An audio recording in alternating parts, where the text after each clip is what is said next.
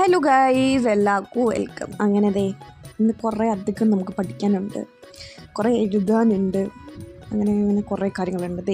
ഒരെണ്ണം തിരിഞ്ഞിരുന്ന് പഠിക്കുന്നു, ഒരെണ്ണം നേരെ നോക്കിയിരുന്ന് പഠിക്കുന്നു. അങ്ങനെ ഗൈസ് നെല്ലിക്ക കിട്ടി നമുക്ക്.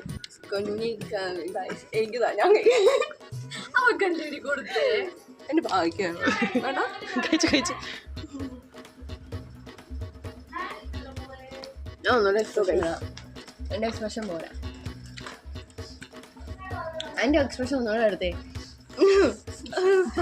എൻ്റെ അമ്മ നല്ലതാണ്. താങ്ക് യു അമ്മ, താങ്ക് യു അമ്മ. നാളെ ക്ലാസ് കൊണ്ട് വീട്ടാളുന്നില്ല.